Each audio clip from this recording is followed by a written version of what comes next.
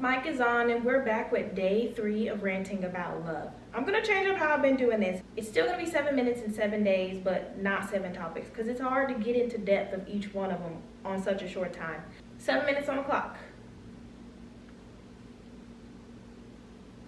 Okay, so we're gonna revisit the topic of tricking. So we could call this tricking extended. Previously we talked about what it actually was and what it looked like, what the profession of tricking was, and what happens and what takes place. But now we're gonna get on the other side of tricking, which I think is extremely spiritual. So when I hear the word tricking, I'm gonna preface this by saying it's a double entendre.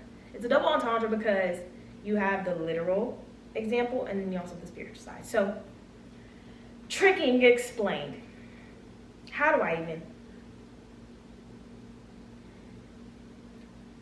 Remember how I was saying love is something that can be addictive, and when you don't have it, you'll do anything to get it? 2 topics I talked about.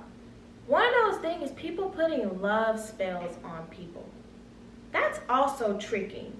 You don't have to be on the literal streets or selling yourself to be doing tricking. You can be in a marriage, an agreed upon marriage with someone that you like. But was it their free will that got them into that marriage with you, or was it something that you did to manipulate them into choosing you? There's a difference. And when you start to manipulate someone's free will to do something, now you're tapping into demonic play. That's demonic play. And a movie like Obsession, that's a perfect movie to watch if you want to see what it's like to manipulate someone's free will. But someone that has had, let me back up. With social media, things like voodoo, hoodoo, and anything in between is being showcased to people who have no clue about it. And is being shown to these vulnerable populations, i.e. children, teenagers, desperate people for love. It's being shown to them, and they're taking that type of practice and applicating it to people in their lives. So, for the person who has had a love spell placed on them, they are completely unaware that it's happened. And I think the only way you can combat something like this is through being locked in with God, honestly. And there's scripture to back that. Ephesians 6:12. For we do not wrestle against flesh and blood, but against the rulers, against the authorities, against the cosmic powers over this present darkness, against the spiritual forces of evil in the heavenly places. There's no way to combat it on your own. You need to involve God to protect you. And again, like I was saying, someone that has this love spell placed on it, it's a veil. They cannot see through. That's why you see people in relationships sometimes, they're being dogged out, used, abused, all these things, but they won't leave. You're like, they should have the sense to get up and leave and remove themselves out of the situation, but they don't. When you're free, when you're bounded by a spirit or something like that, there's no way you can get out of that without 1, becoming aware of it, and 2, taking the actions to unbind yourself. And a lot of us are just not at that spiritual place to 1, have the discernment to know if someone's trying to play with our free will, and 2, how to like, again, unbound ourselves. And if someone brings that to someone's attention that has had that love spell placed on them, they're like dismissive of it. Or there could even be something like that sunken place, like we seen in what's that movie called? Get Out. It's like being in a sunken place. You're in your body, but you're not in control of it. That's what it's like to be under a love spell. And I'm not speaking from experience, but I'm speaking from hearing testimonies about it on social media and also just real life people too. Another thing is, being aware of something is how you can overcome it. Know that witchcraft and love spells and these evil entities are real. But just as real as that is, God is real too. So don't be fooled. Don't be fooled. Tricking is a gateway into all of that. And so at the end of the day, you do not need to be manipulating anything that wasn't supposed to be in a natural order at first. If someone doesn't like you as much as you like them, or isn't giving you the attention that you yearn for,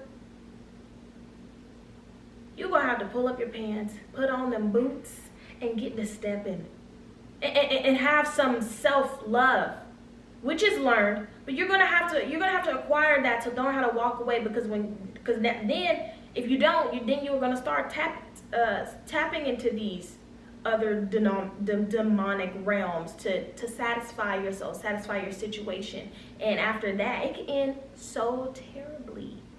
It can end so terribly. So it's just like tricking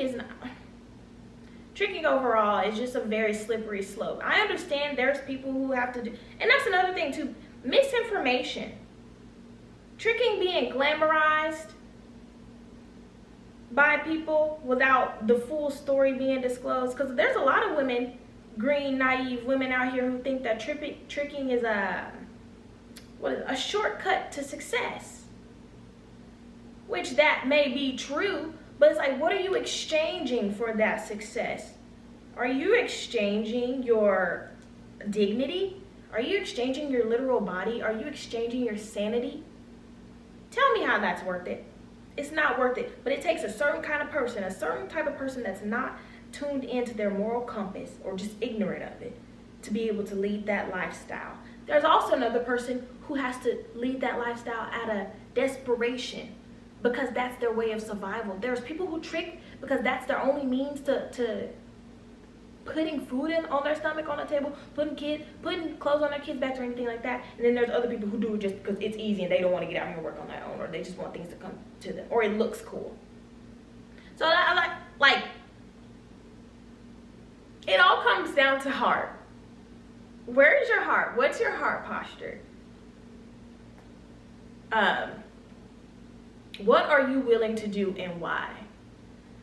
So I'm not discrediting anybody that is into that type of lifestyle. What I'm saying is reconsider. Sit and look, what's your why? What is your why? I can't put anything past nobody, because you don't know what it's like. You don't know what it's like to be in a situation until you're in it.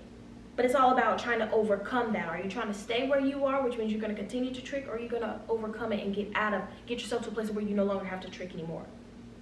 And then for the people who are just doing it just because it's fun, look in the mirror. You're the one that needs to look in the mirror.